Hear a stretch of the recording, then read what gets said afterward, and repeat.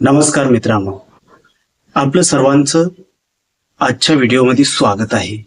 मित्रहो, आजच्या व्हिडिओमध्ये आपण जाणून घेणार आहोत शेतकऱ्यांबद्दल. विशेष म्हणजे आजच्या या व्हिडिओमध्ये आपण अहिल्याबाई होळकर कर्जमुक्ती योजना संदर्भातील ई-केवायसी म्हणजेच केवायसी हा का आवश्यक आहे, ती कशी करायची, कोणती कागदपत्रे लागतात आणि त्या कोणत्या गोष्टीची काळजी घ्यावी याबद्दल संपूर्ण माहिती आज आपण जाणून घेणार आहोत. म्हणून व्हिडिओ शेवटपर्यंत बघा.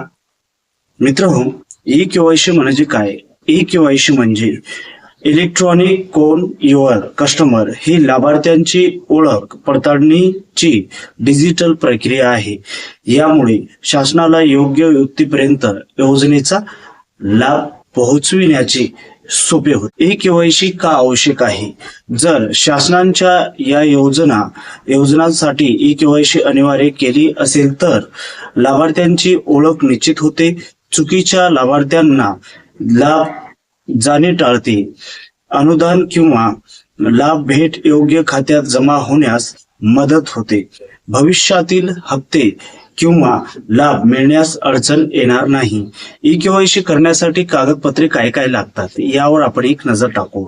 यासाठी लाभार्थ्यांचा आधार कार्डाशी लिंक असलेला मोबाईल नंबर, बँक खाता, आवश्यक असल्यास संबंधित योजनेचा अर्ज क्रमांक किंवा लाभार्थ्यांची ID. ई-केवायसी कशी करायची याबद्दल आपण थोडक्यामध्ये माहिती घेऊया.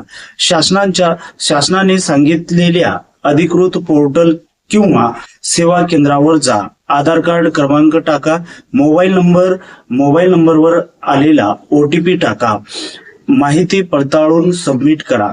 ई-केवायसी यशस्वी झाल्यानंतर त्यांची पावती किंवा संदेश जतन करा. ज्यांच्याकडे आधारला मोबाईल नंबर लिंक नाही त्यांनी जवळच्या आधार सेवा केंद्रावर जाऊन किंवा CSC केंद्रावर जाऊन प्रक्रिया पूर्ण करावी. सूचना, महत्वाच्या सूचना. OTP कोणालाही सांगू नका. फक्त अधिकृत वेबसाईटवर किंवा अधिकृत केंद्रातूनच ई-केवायसी करा. कोणत्याही एजंटला अनावश्यक पैसे देऊ नका. शासनाकडून नवीन सूचना आल्यास त्यानुसार प्रक्रिया सुरू करा. शेवटचं मित्रांनो, अहिल्याबाई होळकर कर्जमुक्ती योजनेचा लाभ मिळवण्यासाठी शासनाने ई-केवायसी अनिवार्य केली असल्यास ती वेळेत पूर्ण करणे अत्यंत आवश्यक आहे. जर ही माहिती उपयुक्त वाटली असेल तर व्हिडिओला लाईक करा, आपल्या मित्रांसोबत शेअर करा आणि असाच सरकारी योजना, शेतकरी योजना आणि ताज्या अपडेटसाठी आपल्या चॅनलला सबस्क्राईब करा. मित्रहो, धन्यवाद. जय हिंद, जय महाराष्ट्र.